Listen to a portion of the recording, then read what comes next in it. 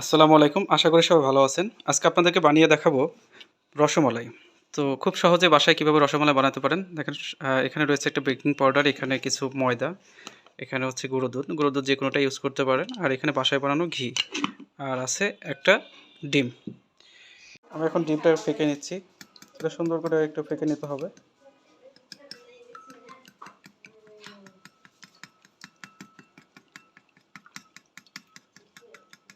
তো আমি এখানে কিছু গুঁড়ো দুধ নিয়ে নিচ্ছি। তো আমি এই গুঁড়ো দুধটা হচ্ছে ডিপ্লোমা ব্র্যান্ডেরটা নিচ্ছি। আপনারা চাইলে যে কোনো ব্র্যান্ডের গুঁড়ো দুধ ইউজ করতে পারেন, তবে ফুল ক্রিম হলে বেশি বেটার। হাফ টেবিল চামচ বেকিং পাউডার নিয়ে নিলাম। এখানে কিছু ময়দা ইউজ করতেছি। আপনারা চাইলে ময়দাটা ইউজ নাও করতে পারেন। 1 টেবিল চামচ হচ্ছে ঘি অ্যাড করলাম। ঘিটা যেহেতু আমার বাসায় বানানো ছিল, এই কারণে আমি ঘি দিয়ে দিচ্ছি। আপনারা চাইলে বাটারও দিতে পারেন।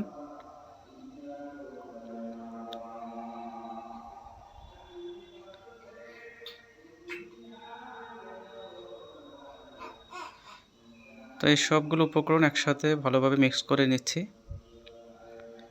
মিক্স হয়ে গেলে এখানে ফেকা যে ডিমটা ছিল সেটা আমি দিয়ে দিলাম। তো প্রথমে অর্ধেক দিয়ে দিচ্ছি, অর্ধেক দিয়ে ভালোভাবে মিক্স করছি। বাকি ডিমটা অ্যাড করে দিচ্ছি। অ্যাড করার পরে আবার ভালোভাবে মিক্স করে নিতে হবে। তো এটা যত ভালো মিক্স হবে ডোটা তত সুন্দর হবে। তো আমার মিক্স কমপ্লিট, দেখতেই পাচ্ছেন খুব চমৎকার একটা ডো তৈরি হয়ে গেছে। তো আমি হাতে একটু ঘি মেখে নিচ্ছি প্রয়োজন মতো শেপ দেওয়ার জন্য। রসমালাইয়ের জন্য আমাদের সবগুলো শেপ তৈরি হয়ে গেছে, দেখতে পাচ্ছেন। বাতাসটা না যায় এর জন্য আমরা একটা র্যাপিং পেপার দিয়ে একটু ঢেকে দিচ্ছি।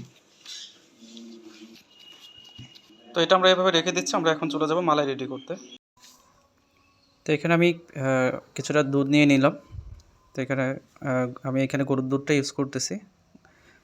তো প্রয়োজন মতো চিনি দিয়ে দিচ্ছি।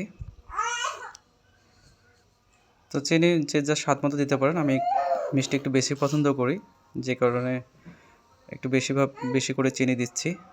আর এখানে দেখতে পাচ্ছেন একটু এলাচ গুঁড়ো দিয়ে দিলাম, একটা সুন্দর একটা ফ্লেভার আসার জন্যে।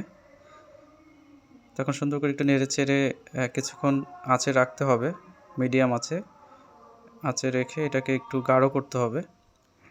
রসমালাই একটু গাঢ় হলে বেশি ভালো হয়।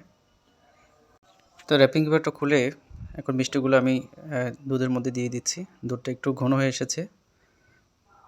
তো পুরোপুরি ঘন না হওয়ার আগে আমি মিষ্টিগুলো দিয়ে দিচ্ছি, কারণে যেন এটার মধ্যে রসটা ভালোভাবে ঢুকতে পারে, কারণ কিছুক্ষণ এটা জ্বালাতে হবে। দেখতেই পাচ্ছেন দেওয়ার সাথে সাথে কিন্তু এটা ফুলে ফেঁপে বেশ বড় হয়েছে, দেখতে অনেকটা চমৎকার লাগছে। তো কিছুক্ষণ আমি ঢেকে রাখবো মিডিয়াম আছে।